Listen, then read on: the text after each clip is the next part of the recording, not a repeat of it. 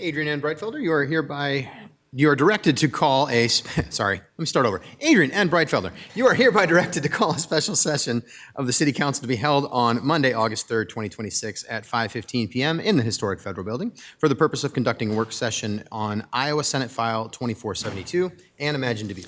Thank you. Good evening and welcome to a special session of the Dubuque City Council for August 3rd, 2026. As a reminder to viewers and listeners, due to the nature of tonight's meeting topic, public input is not accepted. However, you may contact the City Council directly from the city's webpage at www.cityofdubuque.org/council contacts. Attendance for the session is as follows. Mayor Kavanaugh. Here. Council members Leyendecker. Here. Resnick. Here. Roussel. Here. Sprank. Here. Wethel. Here. City Manager Van Milligan. Here. And City Attorney Brumwell. Here. Thank you. Our first work session topic is Iowa Senate File 2472. I'll turn it over to Chief Financial Officer Jennifer Larson. Good evening. Jennifer Larson, Chief Financial Officer for the City of Dubuque. I'm here tonight to present on a high-level understanding of Iowa Senate File 2472 and the financial and policy impacts. So this legislation makes significant changes to the Iowa's property tax system and to the financial rules that govern cities, and it is affecting general fund property tax revenue, state replacement revenues that we receive, homestead taxation, general fund reserves, debt financing, and tax increment financing. Several provisions are already effective, but most of the significant ones are effective July 1st, 2027. So tonight I'm not covering every technical provision of the legislation. It's to provide an understanding of what's changed, what it may mean for Dubuque, and what questions we have remaining until the Iowa Department of Management's implementation guide is released. So starting out, again, I mentioned these changes already. So this is a summary of the significant items that are changing through this legislation. Starting out with the general fund property tax revenue. So beginning July 1st of 2027, the general fund property tax revenue will have new limitations. Fiscal year 28 through 30, it's a maximum general fund levy rate calculated using 102% of prior year's actual property tax dollars divided by taxable valuation for that budget year, excluding qualifying new valuation. So that new valuation definition does not include releases from TIF districts. It's new construction and those types of items and annexations as well. In fiscal year 2031 and after limited to the lesser, so 31 and after is limited to the lesser of the 102% of prior year property tax revenue or revenue generated by the statutory 810 levy rate. So it becomes a double limitation after 2031. Not just looking at 102%, but also if the city is exceeding that $8.10 levy rate maximum. So what the 2% limitation means is our property tax or property value growth does not necessarily equal city revenue growth and taxes. So if you think about taxable valuations growing, they may grow faster than what we're allowed to collect in general fund revenue. So even though we're having increasing property values, we could see that our levy rate is actually declining. So this is going to create a greater separation between the growth in the tax base and the growth in revenue available to provide services. So our tax base could increase without a corresponding increase in our revenue authority. And thinking about that 2% limitation, it's much lower than what we have seen in inflation and the costs to provide our services, for example. So another component of this is state replacement revenue ending. So currently there is a dual rollback that is applied to commercial and industrial property. So a previous property tax legislation that was passed decreased commercial and industrial from being taxed at 100% to being taxed at 90%. So there was what I'll call a backfill of revenue payments from the state on that. And that has been being phased out over an 8-year period. So we do receive some payment for that.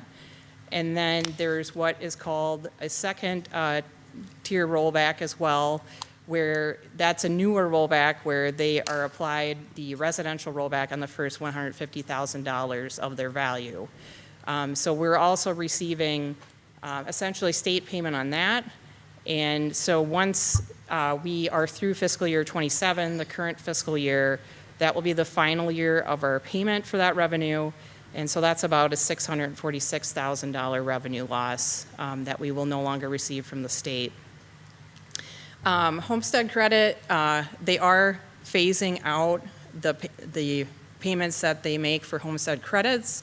So in 27, it will be 66.6% of their payment. In 2029, it's 30.3%. And then 2030 and after, it will be zero. So I'll get into that in, I think it's the next slide, but the homestead credit is switching to an exemption, so no longer funded by the state. So this is the estimated local impact of that homestead credit switching to an exemption. So it replaces the credit, which has been paid for by the state, so the city has been held harmless, with an exemption from taxable value. So it's no longer funded by the state, and it reduces the city's taxable value, which we use to calculate our levies. So this new exemption is generally 10% of taxable residential value, with a minimum of $5,000 and a maximum of $20,000. And then the maximum is actually adjusted for inflation with beginning with fiscal year 29. So that maximum of $20,000 will increase. Looking at the city of Dubuque, we have just over 12,000 homestead properties in Dubuque, so homeowners that have filed for the homestead credit. So looking at those, there's about almost 223 million estimated reduction in taxable assessed value based on this homestead exemption going into effect.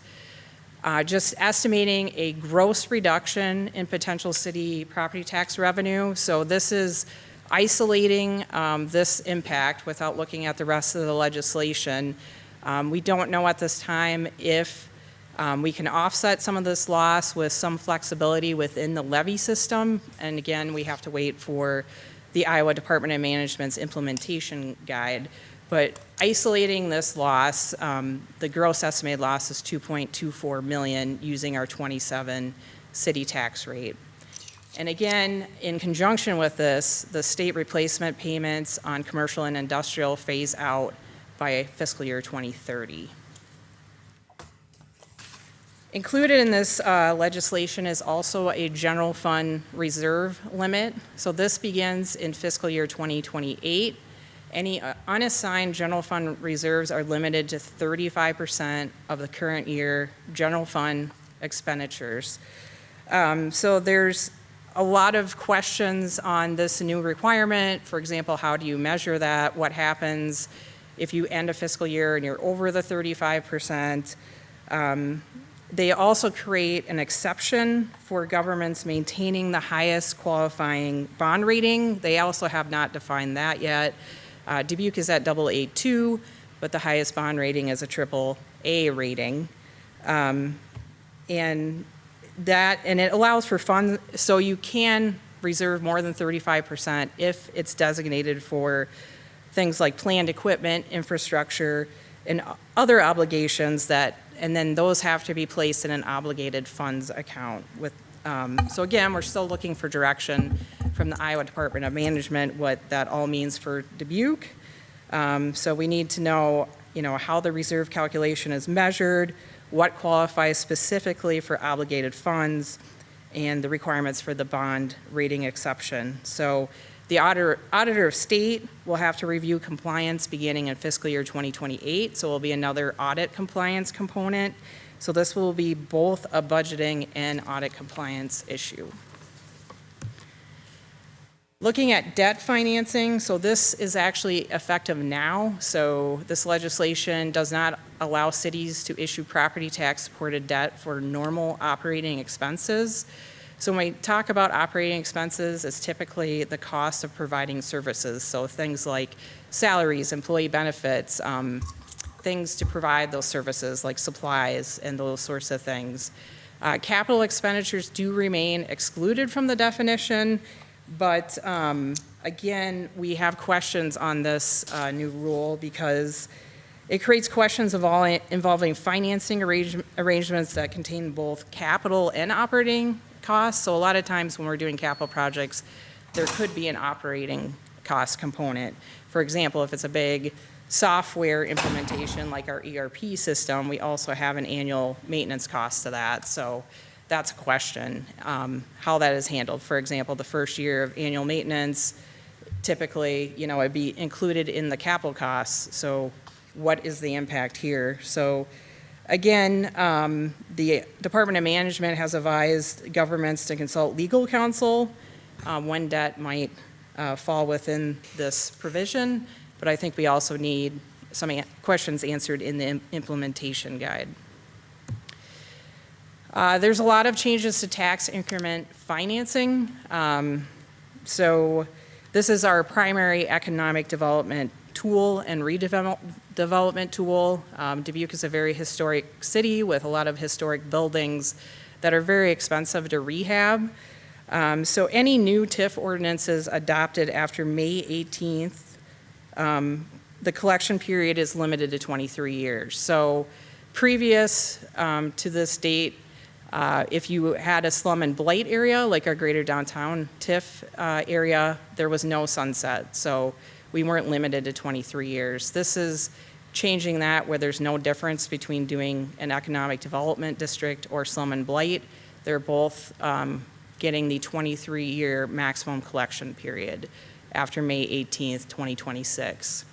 Existing TIF ordinances, like I just mentioned, Greater Downtown TIF with no sunset, those will be limited to 60% of available increment and 40% distributed to all taxing bodies beginning in fiscal year 2047. So 20 years from when the legislation was signed.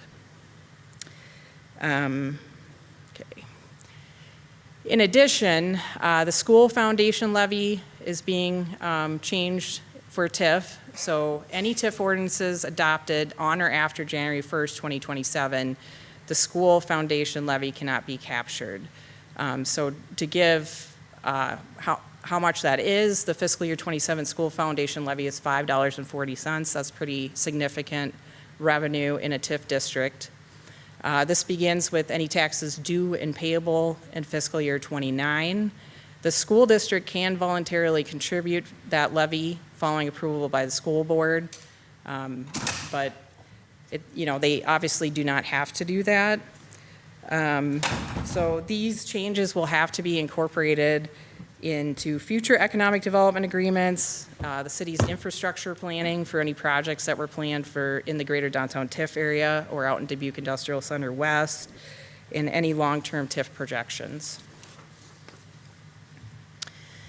So all of the provisions of Senate File 2472 interact. They are not a series of independent changes. So as I'm projecting these, we have to manage them together. So the property tax revenue limitations on the general fund levy and potentially on other levies will have to be managed, along with the eliminated state replacement revenue, the homestead exemptions, which is reducing our taxable value, the additional reserve requirements, the changes to debt that the city can issue, and then the changes to TIF.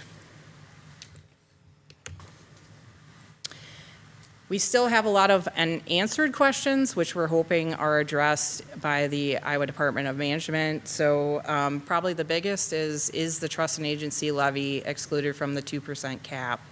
The current legislation language is not explicit of excluding it. It is currently a levy that when we levy in it for employee benefits, it does not have a limit. You levy for what is needed. So there is some speculation it is excluded for that fact, but again, the legislative language does not explicitly exclude it. I have questions on what constitutes prior year actual property tax dollars. There's questions there because does it include, for example, the state replacement revenue that is paid for commercial and industrial? It's just not clear in the legislative language what is prior actual property tax dollars.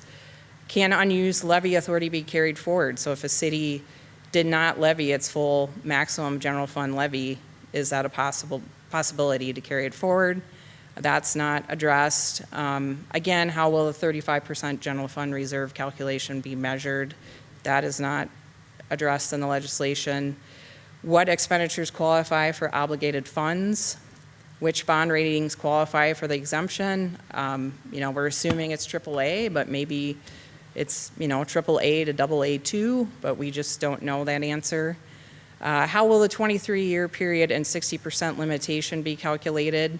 I have that question more on for how the county auditor will calculate it. It's going to be a little bit of an administrative lift to put that into effect in 20 years. And then how will existing development agreements be treated? So I have that question on here because if you amend a development agreement, does that impact anything with this legislation? So just some unanswered questions. So those are my top questions, but I actually have about 2 pages of questions that I need answered. So looking at the summary of implementation timeline, effective now, July 1st, 2026, is the debt restriction for general government operations. So any debt issuance that we would do this fiscal year, we would have to get guidance on what can be included, what cannot be included for any capital projects that have an operating component. New homestead exemption begins with assessment year 26, which is budget year 2028. The final year of business property tax replacement payments from the state is fiscal year 27. So the end of this fiscal year is all that we receive. The school foundation levy excluded from new TIF ordinances, that goes into effect January 1st, 2027 for any TIF ordinances that were not passed prior to that date. Fiscal year 28, that's when the general fund 2% levy limitation begins. Again, questions on other levies and what is included there. Fiscal year 28 is also when the 35% unassigned general fund reserve limit begins. Same year for business property tax payments ending. And then 28 through 30, we have the homestead replacement payments phasing out from the state. And then 29, we have the school foundation levy being excluded from TIF for any ordinances passed after that January 1, 2027 date. So what does this mean for future decisions? So we may see more revenue growth that is constrained due to expenditure growth. So as I mentioned, if inflation is higher than 2%, we could see our costs rising more than what we can increase the general fund levy. We'll have to update our revenue assumptions to reflect all the new statutory limits. We'll have to align our reserve planning with those new reserve requirements. We'll have to do additional review on capital planning, especially for any that have that operating component. And then TIF projections and redevelopment agreements will have to reflect those new rules. So we'll have to be cautious with the dates and the terms of those agreements. So the implementation approach is I'm going to continue working with the state agencies, legal counsel, auditors, municipal finance professionals to clarify implementation. Once I know more information, I'll refine Dubuque-specific financial projections.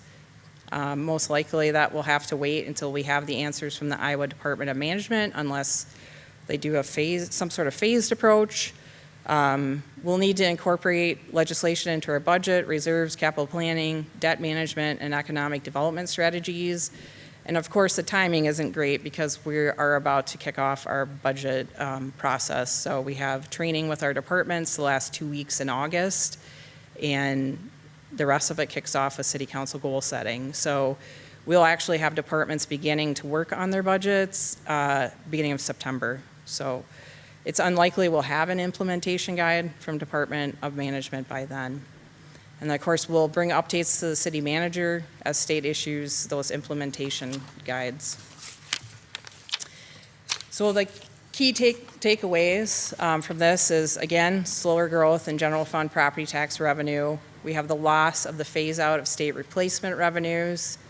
We're losing about $222 million in taxable value affected by the new homestead exemption. We have those new general fund reserve requirements. We have debt financing restrictions. We have significant changes to TIF. We have a lot of questions for implementation, still waiting state guidance. And then the full financial impact, that's going to develop over several years. So it won't be just fiscal year 28, there's a financial impact. It's going to continue to have financial impact over many years. So that's the high-level explanation of Senate File 2472, and I'd be happy to answer any questions that I can. Well, thank you very much, Jenny.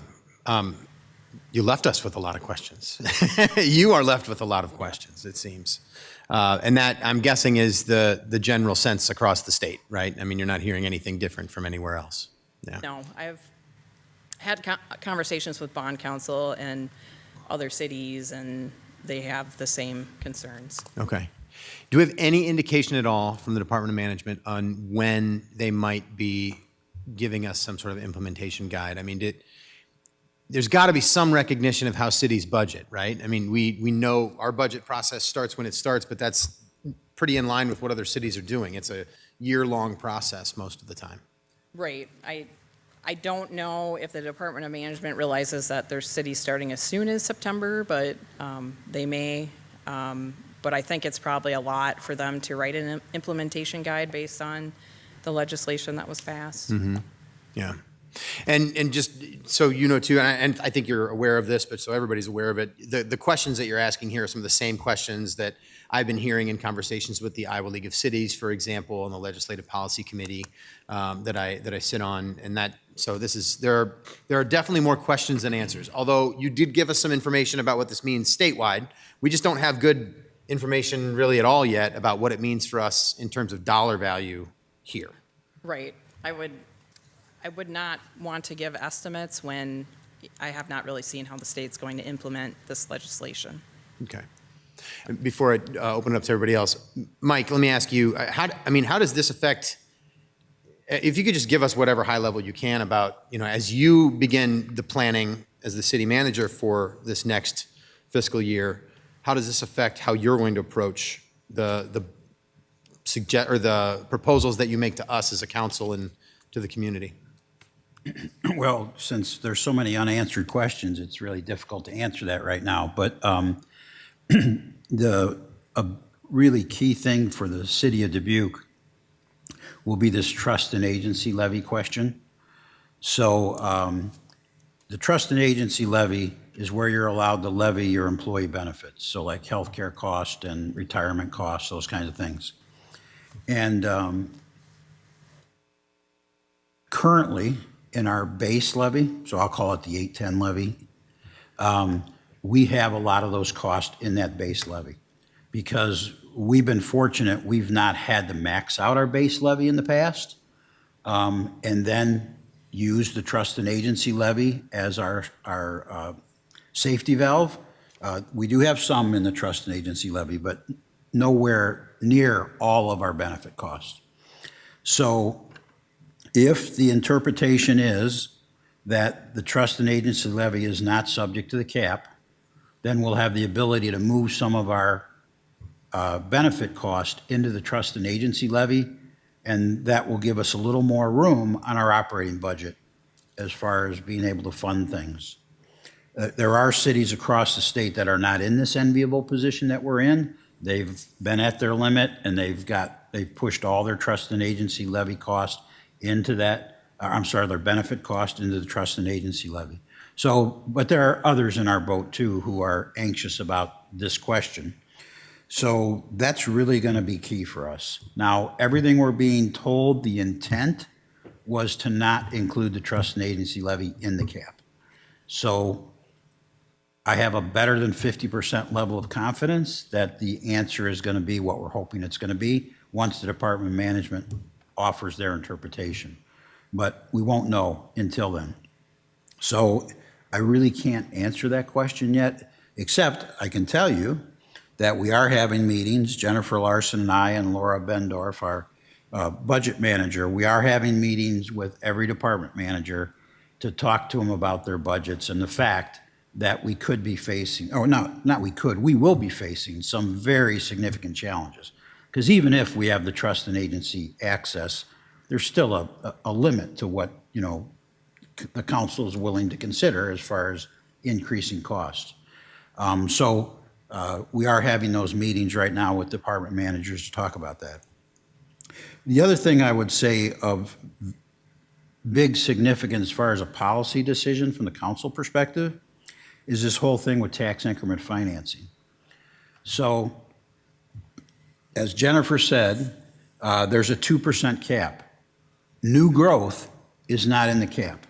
So if, there's a new housing subdivision or something, that growth, you can capture that above your 2% cap. Unless you put any of that into a TIF district. Because when that comes out of the TIF, and then so what normally happens when it comes out of the TIF is you benefit because now that value that's been captured in that tax increment financing district, either as rebates to the developer or to pay for public improvements in that area, when it's released, then that gives you more value, that your levy generates more revenue. But what they've said is that any value released from a TIF district will not be counted as new growth. So even though it is new growth, but because you captured it in a TIF district, you've given that right up. So it won't add any revenue to your general fund by releasing this new value. And so the discussion the council is going to have, and it's happening across the state right now, at least one city, Des Moines, two, Altoona, have announced they're changing their policies on the use of both tax abatement and TIF because of this very thing. So the city council is going to have a discussion on, are we going to offer less TIF incentives so that any new growth we do get does add to the general fund resources. It's kind of a double-edged sword because you offer incentives through TIF to get the growth. So if you say, okay, well, we're going to pull back on TIF because then that growth doesn't count towards our general fund revenue, well, then what if you don't get the growth at all then? Because then they say, well, then we're not going to do it. Okay, well, wait a minute. So that's a constant balancing act already. How much TIF rebates or investment do you want to make in public improvements through TIF? That debate already exists within our, when we work with developers or projects or businesses, but it's just going to get a lot more intense because you have a lot more at stake now. If you give TIF when it would have happened anyway, even if we believe it might not, you will have given up any of that growth. So sometime in the next couple of months, we're going to have that discussion about, are we going to change our housing TIF policy would be a perfect example. So right now, if you're outside the downtown urban renewal district and you do a housing project, whether it's affordable housing or it's market rate housing, you get TIF rebates, or either on the total development or on the cost of the public improvements. So you might say, well, you know what? If you're outside of the downtown urban renewal district, we're only going to give TIF rebates if it's workforce housing. If it's market rate, you developer, go ahead, whatever the market will bear, but we're not going to offer you TIF incentives to do it, whether it's new apartments or it's new single family. If it's market rate and it's outside the downtown, we're not going to do those anymore because we won't get the benefit of the value. then you'll have to find out whether the developer say, well, then I'm not doing the project. Okay, well, then you're not going to get the benefit either. So, yeah, so those are the two big questions for me right now from a policy and budget perspective, the trust and agency levy and the use of tax increment financing going forward. All right. Well, thank you very much for all that clarification. Other questions or discussion that we have? Mr. Mayor. Yes, Mr. Yes, I have, there's so many unanswered questions, so it's difficult to ask questions that can be answered, so here we go. First of all, will this affect our goals and priorities to the city manager instead of, 8 high and 8 top priorities? Are we going to be like 4? It's something to think about and I'm glad that the mayor asked you directly, how this is going to affect the budgeting. Because, I don't know does the 2%, Ms. Larson, does the 2%, with the backfills phasing out, that's going to cut into that 2% quite a bit, isn't it, by itself? So not all of the backfill goes to the general fund. A majority of it does. I think the percentage is like 65% goes to the general fund of that. I think it was 646,000. So I guess from your answer, Mr. Van Milligan, that somehow you are planning to, with hopeful resolution, to maintain the services we currently have to the residents. You're not cutting to winnowing down some things based on what we know so far. You're right. Okay. And, there's, Ms. Larson, you said based on the legislation passed, and it implied to me that it was kind of confusing and not sure, and it's like it's flawed. And can they fix this if it's pointed out that we're having trouble in the next? And I'm not sure if you're the one to ask that, but I mean, this would be a perfect problem for a sophisticated AI, wouldn't it? You just put all the legislation into this AI, and you're able to ask it anything, and it will spit it out with citations and give you some answers that we all agree that these are the answers. It just sounds like it's going to be in litigation. If we're going to do the best case scenario, and then they might take us to court to change things, or I guess I don't know what's coming up. Well, the great thing for us is the city of Dubuque having Jennifer Larson as our CFO. She puts artificial intelligence to shame. So, Okay. so that's some good news there. Seriously, all the cities across the state, they wait for Jennifer to do her analysis. When they were going through all these iterations of different bills for almost 4 months, all these cities, large cities across the state, were waiting till Jennifer analyzed every bill to see what would be the impact and what should be different or changed. So we are very fortunate from that perspective. But you're right, there's just so many unanswered questions right now. Even the legislators will tell you that this was dropped on them on Sunday, the last day of the session, and said, hey, you're going to vote, this is what we're voting on today. They did, though, I believe, form a committee. The legislature formed a committee to analyze if there are any unintended consequences so they can take corrective actions early in their next session before everybody's tax levies and budgets are due by the end of April. So at least they recognize that, gee, this might do some things that we didn't really mean for it to do. Now, I don't know. That could be positive or negative for us because they might see something, we thought it would, do this and it didn't, and it might be something that's not good for us. We don't know about that, but. All right, well, thank you. So for Ms. Larson, it's not artificial intelligence, it's authentic intelligence. There you go. And we are glad you're on our team. Thank you, Mr. Mayor. Thank you. Thank you. Ms. Wethel. So, Mike, can I just ask you, as far as the process right now, you had mentioned at the end of your comments that they are forming committees to deal with what they know are unintended consequences of legislation that they passed. So that's my recollection, Anderson, that they formed a committee, a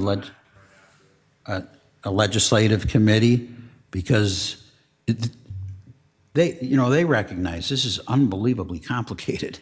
And so did we do something that we didn't intend to do once it all starts interacting with each other? And it's just a real possibility because it's so complicated. I would add that they had an analyst at the state do fiscal impacts recently that was, I think, released at the beginning of July, but it was only at statewide. And the reason in the memo that was written was because the legislature was so complex. They did not know how to model it with all the changes interacting together. So I just want to say it out loud, that they pass legislation that they understand has unintended consequences, and we are just now putting it in place, and we don't even know the repercussions. And so I hope that this is a reason that our residents will understand the importance of who they elect to the state legislature, who listens to their cities regarding these complicated, because I'll be honest, I grew up in a town of 800 people. They don't have somebody like you to navigate this. And it's a detriment to rural communities. More so, and I represent the residents of Dubuque, but I care about all of Iowa. And the fact that they did this, and we have small rural communities that have no way to understand this process without calling you, so thanks for taking their phone calls. It's just really concerning to me, and I know we are not alone as a city, and that the Iowa League of Cities is also advocating for a better understanding of the legislature. But I can't thank you enough, not just for what you do to, as Mike said, answer the questions of our council, but of councils across the state. Thanks. Yeah, so I think our greatest challenge is, every year for, I'll just say the last 4 or 5 years, we've been dealing with a pretty large level of uncertainty as we go into the process of beginning our budget for the next year. And that starts with our goal setting, and basically there's a hope that the goals that we set, we're going to be able to find a way to have the resources to move forward with those goals. And I'm not saying that we are just doing pie in the sky things and, trying to cash in as much as we can so that we can do all these, wild ideas. It's the goals we set are pretty straightforward every single year. I mean, we talk about streets, for example, and streets and the upkeep of streets.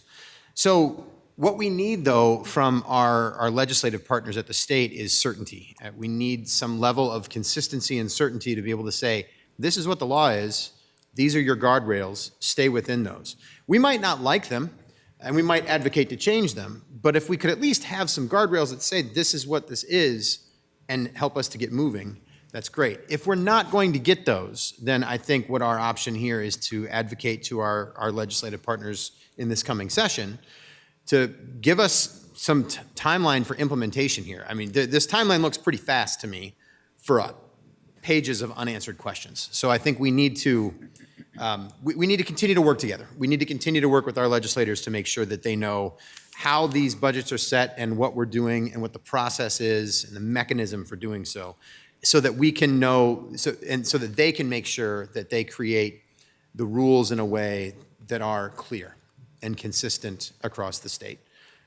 That's number one at this point, I think, is the most important. So this is a good first step for us, and we sincerely appreciate you and your department looking at this, Jenny, to be able to say, this is at least what we can see so far, and then knowing what questions we still need to have answered. We really do appreciate that information. So thank you very much for what you've done here, and we'll continue to have lots of conversations way before the actual budget time comes in March and April. So thank you very much. Yep. Anything else, Mike? Yeah, the only thing I would add is one of the things we advocated for during the session was if you're going to restrict the ability to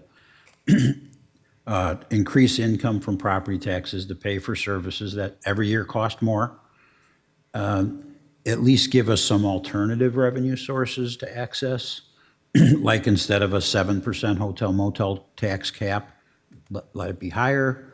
Local option sales tax, maybe same thing. Could we, do a referendum of the residents and say, can we go to 1.5% instead of 1%? And those things didn't happen. And that's very frustrating because then it just looks like it's purely an effort to force cities to reduce services. And I get there's a segment of the population that they believe in that and want that to happen. I don't think it's anywhere near the majority. And I think if that ends up happening, if that ends up being the results, I don't think people will be happy. So it's very disappointing. They at least didn't allow the residents to have some alternatives. Yeah, thanks for adding that, Mike. All right, well, if you have nothing further in this work session, thank you very much, Jenny, for the information. We will pause here.